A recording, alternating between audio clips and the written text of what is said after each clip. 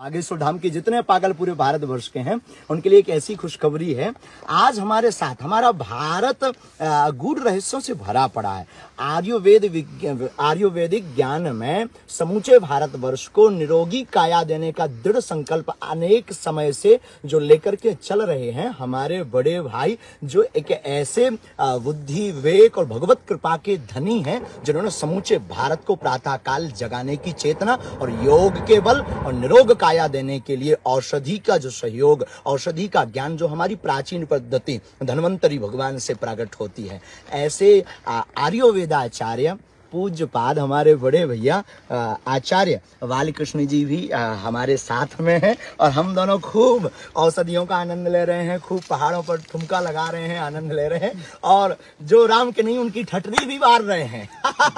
तो हम चाहेंगे कि पूज्य भैया जी समूचे बागेश्वर धाम के पागलों को अपना आशीर्वचन दें और हमारा पूरा बागेश्वर परिवार निरोग रहे, ऐसी मंगल कामना करते हैं। पूज्य भैया जी गुरुदेव बहुत हिमालय का आनंद ले रहे हैं। हमारे बहुत ही सम्मानीय, हमारे आदरणीय, हमारे बहुत ही प्यारे मेरे अनुज, मेरे भ्राता हमारे साथ हैं और अभी हमारे अनुज जो है पूरे देश में छाए हुए हैं। पूरी दुनिया जो है अभी चर्चा का विषय है। तो चर्चा का विषय यही है कि हम सनातन वैदिक परंपरा के लिए कार्य कर रहे हैं। तो उस परंपरा वैदिक कार्य के लिए जो हमारा लक्ष्य है वो अपने अपने ढंग से हम आगे बढ़ा रहे हैं। तो भ्राताश्री भी उसके लिए लगे हुए हैं। तो लोगों का कहने का, सुनने का, समझने का विषय है। तो बस यही बताने के लिए आज हम यहाँ हैं कि आपका एक बड़ा यज्ञ का अनुष्ठान है। अब उसके लिए कई पूज्य संतों से आप मिल गए हैं। हमने कहा भाई हमारा हर्बल वर्ल्ड जो कई बार मैंने इस विषय में चर्चा भी की है, मैंने बताया कि कितना हिमालय के क्षेत्र में पूरी धरती के अंदर जो बॉटनी बेस्ड मेडिसिन सिस्टम के जितने भी पौधे हैं, वनस्पतियां हैं, लगा करके उन परंपराओं को समृद्धशाली यानी जड़ी बूटियों से विश्व बंधुत्व, जड़ी बूटियों से सनातन की भी समृद्धि तक ले जाने का कार्य उसका एक स्वरूप है। तो यहाँ हम आए थे तो हमें पता चलता रहता है क्योंकि समाज और मीडिया से जुड़ा, आप भी जानते हैं कि कोई व्यक्ति एकदम अचानक अदृश्य नहीं होता है, पर उसका कार्य सिर्फ मीडिया नहीं होता है। मीडिया के अतिरिक्त जो हमारे मुख्य दायित्व और कर्तव्य हैं उन कर्तव्यों का निर्वहन करना वो हमारा असली कर्तव्य है। उसी असली कर्तव्य के लिए भाई हमारे यहाँ पर इस हिमालय क्षेत्र पे अभी हम आए हैं। अब यहाँ से जाएंगे, कर्तव्य का करेंगे। तो बाबा तो यहीं थे, यहीं हैं, यहीं रहेंगे और हमारे साथ हैं और हमारे साथ ही रहेंगे। मिल करके इस देश के लिए, संस्कृति के लिए कुछ बड़ा कर करके दिखाएंगे। तो आप सबको हमारी शुभकामनाएं। और हमारे आदरणीय भ्राताश्री देखो, हिमालय देखो, हिमालय देखो, हिमालय जैसे बनो, उस हिमालय का आनंद ले लो। क्यों भ्राता जी? बिल्कुल, ठीक है ना? तो बहुत बहुत आप सबको भी हमारा प्रणाम। बहुत बहुत धन्यवाद। सब बड़े प्रेम पूर्वक रहिए और यज्ञ की तैयारी सब करो और बहुत जल्दी भव्य यज्ञ होने जा रहा है। 13 फरवरी से 19 फरवरी तक 121 बेटियों के विवाह की हम तैयारी कर रहे हैं और पूज्य भैया जी भी पधारेंगे, समूचे भारत के संत महात्मा पधारेंगे। हम आमंत्रण देने आए हैं और आप सब भी सादर आमंत्रित हैं। अब हम मीडिया के लिए कोई संदेश गुरुदेव? हाँ, बागेश्वर धाम के जितने भी या मीडिया के जुड़े हुए लोग हैं सबको बहुत बहुत साधुवाद, धन्यवाद। आप लोग बहुत अच्छे हो जो सच्चाई दिखाने की सामर्थ्यता रखते हैं। ईश्वर करे सद्विवेक, सद्विचार, सद्भावना बनी रहे और राष्ट्र हित के लिए आप दिखाते रहो, सनातन धर्म की उन्नति के लिए आप दिखाते रहो, यही हमारी मंगल कामना है। पूज्य भैया आचार्य जी को प्रणाम करते हुए समूचे भारतवासियों को जय श्याराम, जय बागेश्वर धाम। बलूचिस्तान, पीओके और पंजाब ये अलग राष्ट्र बनेंगे। पाकिस्तान एक अदना सा देश रह जाएगा और पीओके का भी भारत में विलय होगा।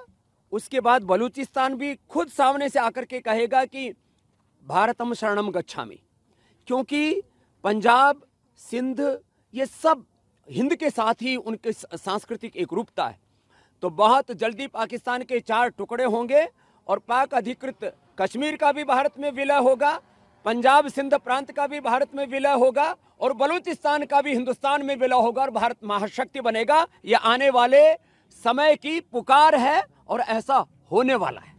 देश में एक रिलीजियस टेररिज्म चल रहा है, हिंदू सनातन धर्म को नीचे दिखाना। सनातन मूल्य क्या है? जो शाश्वत वैज्ञानिक सार्वभौमिक मूल्य है, जो इटर्नल ट्रूथ है, वही सनातन धर्म है।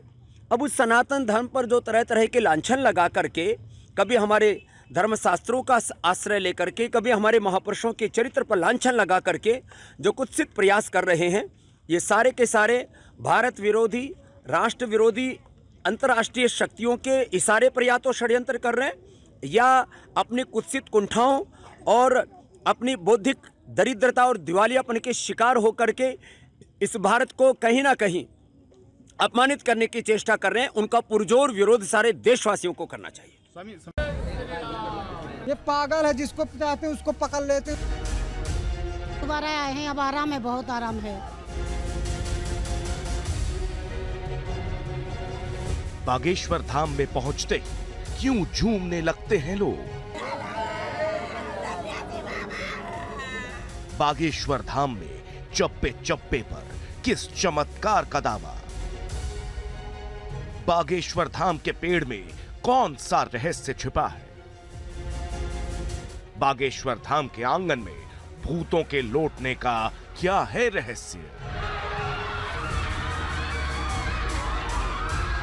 बागेश्वर धाम और बागेश्वर सरकार को लेकर सवाल कई हैं।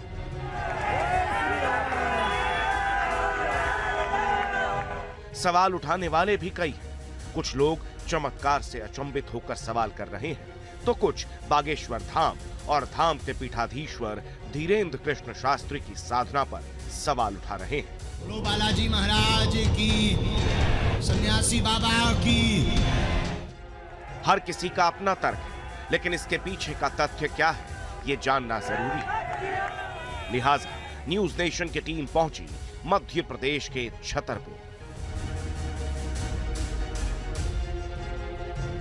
जहां है धीरेन्द्र कृष्ण शास्त्री का बागेश्वर धाम।